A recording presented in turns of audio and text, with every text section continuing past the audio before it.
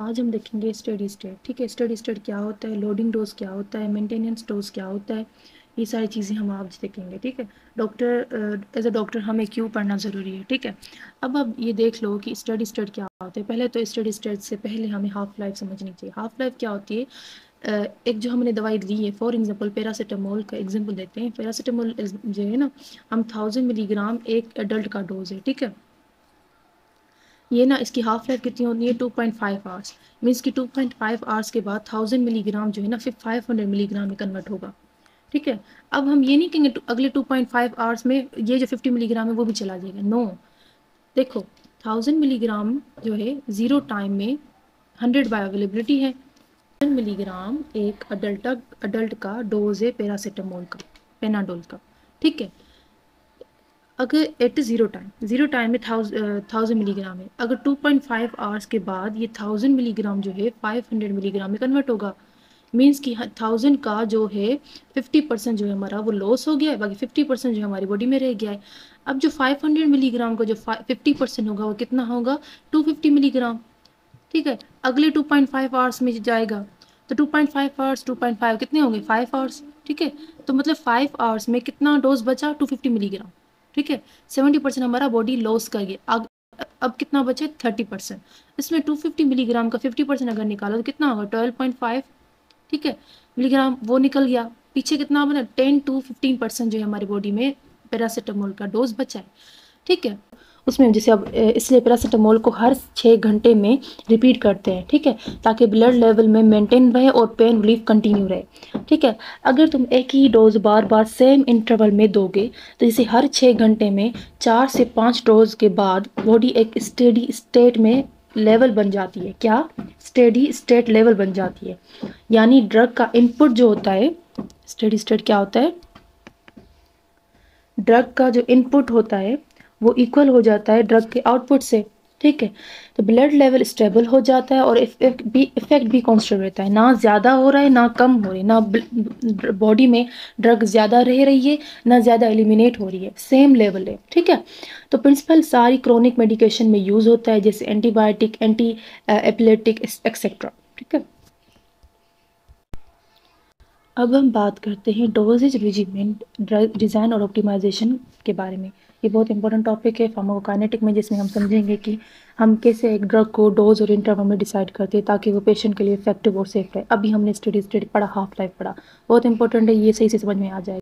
To start drug therapy doctor को 3 चीज़ें decide करनी होती हैं। ठीक है, ड्रग की रूट ऑफ एडमिनिस्ट्रेशन, जैसे ओरल हो, आईवी हो या आईएम, ड्रग की डोज क्वांटिटी कितनी देनी चाहिए, ड्रग की इंटरवल, कितने इंटरवल के बाद दूसरा डोज रिपीट करना है। ये सब इसलिए इम्पोर्टेंट है ताकि ड्रग जल्दी और सही अमाउंट में बॉडी में पहुंच जाए, थेरेपेटिक लेवल अचीव हो जाए और साइड इफेक्ट कम हो। जैसे स्टेडी स्टेट मैंने अभी समझाया कि कितने हैं, जैसे अब पैरासिटामोल है, उसके 6 आवर्स के बाद हम डोज रिपीट करते हैं। हर 6 मतलब 4 to 5 डोज हम जब रिपीट करते हैं 6 आवर्स के बाद, तो एक लेवल ऐसा आ जाता है जिसमें स्टेडी स्टेट आ जाता है, जिसमें ड्रग की इनपुट और आउटपुट जो होती है वो इक्वल हो जाती है। बॉडी में जितनी ड्रग हम दे रहे हैं उतना वो ना एलिमिनेट हो रही है। तो क्या हो गया, ड्रग ज़्यादा बॉडी में रह नहीं रही तो क्या होगी, टॉक्सिसिटी भी कम होगी और बॉडी में ड्रग जा रही है, हाफ लाइफ में मेटाबॉलिज्म वगैरह हो रही है, थेरेपेटिक पे अपना इफेक्ट दिखा रही है और एलिमिनेट होती जा रही है। ये चीज़ें याद रखो। अच्छा, नंबर 2 हम बात करेंगे कंटिन्यूस इन्फ्यूजन रेजिम का मतलब इंपॉर्टेंस क्या है, क्यों हम आईवी क्यों नहीं दे सकते, ओरल क्यों नहीं दे सकते, ड्रिप वगैरह में हम ड्रग को डाल के क्यों देते हैं, क्योंकि कंटिन्यूस आईवी इन्फ्यूजन से ड्रग की प्लाज्मा कंसंट्रेशन स्टेडी रहता है। प्लाज्मा कंसंट्रेशन में ड्रग की कंसंट्रेशन बिल्कुल मेंटेन रहती हैं, स्टेबल रहती हैं। इसका मतलब है कि ड्रग की अमाउंट इतनी होती है, ना ज़्यादा होती है ना कम। इससे साइड इफ़ेक्ट भी कम होते हैं, ड्रग की थेरेपेटिक इफेक्ट भी कंसिस्टेंट रहते हैं। ठीक है, अच्छा, अब जैसे फॉर एग्जांपल अब इस मेथड से हम ना ड्रग की डोज को बराबर कर एडजस्ट कर सकते हैं। फॉर एग्जांपल अगर पेशेंट को वोमिटिंग आ रही है, कोई ना चक्कर आ रहे हैं, तो हम ड्रिप बंद कर लेते हैं। ठीक है, कंडीशन के मुताबिक ड्रग का लेवल परफेक्ट रहे। ठीक है, क्योंकि ड्रग जो है ना डायरेक्टली ब्लड स्ट्रीम में चली जाती है, इसका इफेक्ट तेज़ और प्रिडिक्टेबल होता है। इमरजेंसी सिचुएशन में बहुत इंपॉर्टेंट है क्योंकि डायरेक्टली इफेक्ट होता है कि ना, ज़्यादातर इमरजेंसी सिचुएशन में ही देखा हुआ है। अच्छा, ओरल मेडिसिन जो होती हैं लिवर से गुजरती हैं। ठीक है, जहाँ कुछ दवा मेटाबोलाइज्ड हो जाती हैं, मगर आईवी इन्फ्यूजन में ये प्रॉब्लम नहीं होती, इसलिए ज़्यादा एक्टिव ड्रग भी बॉडी में रह जाती हैं। अच्छा, ऐसी ड्रग जो ज़्यादा डोज पर टॉक्सिक हो जाती हैं, अब ये देखो, या कम डोज पर इनइफेक्टिव, उनके लिए कंटिन्यूस आईवी इन्फ्यूजन बेस्ट है, ताकि उनका लेवल कंट्रोल में रहे। ठीक है, ओके। और क्रिटिकल पेशेंट के लिए बहुत इंपॉर्टेंट है ये आईवी, कंटिन्यूस आईवी इन्फ्यूजन जो ड्रिप वगैरह में हम यूज़ करते हैं। अब हम देखते हैं किंग डोज। लोडिंग डोज वो पहली बड़ी डोज होती है जो हम पेशेंट को तुरंत देते हैं, ताकि उस दवाई का असर जल्दी शुरू हो जाए। जैसे अब फॉर एग्जाम्पल फीवर में हम क्या लेते हैं, पैरासीटामोल देते हैं, ठीक है, नॉर्मल डोज में 2 टेबलेट्स लेते हैं। पर अगर हम पहली बार ही एक लोडिंग डोज दें, मतलब थोड़ा ज़्यादा दे, तो फीवर जल्दी कंट्रोल हो जाएगा। ठीक है, अच्छा, हम ये क्यों ज़रूरी है लोडिंग डोज, कि दवाई बॉडी में इफेक्टिव हो, काम से जल्दी कर लें, वक्त ना लगे। और अगर हम सिर्फ नॉर्मल डोज दें तो असर देखने में, इफ़ेक्ट होने में, ठीक है, तो उसमें टाइम लगता है। लोडिंग डोज से हम वो लेवल जल्दी से हासिल कर लेते हैं, ताकि दवा तुरंत काम करे, स्टेडी स्टेट भी जल्दी आ जाता है। ठीक है, लोडिंग डोज पहली बार ही बड़ी दवा डोज देते हैं जल्दी असर दिखाने के लिए। मेंटेनेंस डोज उसके बाद छोटी छोटी डोजेस जो लेवल को मेंटेन बनाई रहती हैं। ठीक है, ओके।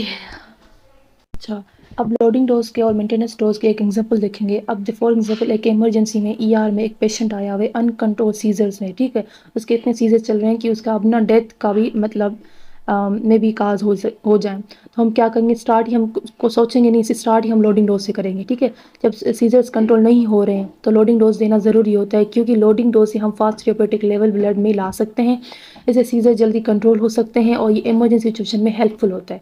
ठीक है, लोडिंग डोज के बाद क्या करना है कि आपको मेंटेनेंस डोज स्टार्ट करनी चाहिए। मेंटेनेंस डोज से मेडिसिन का लेवल ब्लड में स्टेबल रहता है। जैसे फॉर एग्जांपल हर 12 टू 24 घंटे में रिपीट करना होता है इंटरवल, मेडिसिन हाफ लाइफ मुताबिक हो, हाफ लाइफ के मुताबिक हर 12 टू 24 आवर्स के बाद मेडिसिन रिपीट करना। जैसे आप लोग ये लो मेडिसिन और टेबलेट लो, और घर में जाके इतने आवर्स के बाद में मेडिसिन खाना नहीं खाओगे, इतने घंटे के बाद, तो आपकी जो होगी ब्लड में जो उसकी जो कंसनट्रेशन होगी दवाई की, वो कम हो जाएगी, और फिर सीजर्स के अटैक हो सकते हैं जो अभी हुए हैं।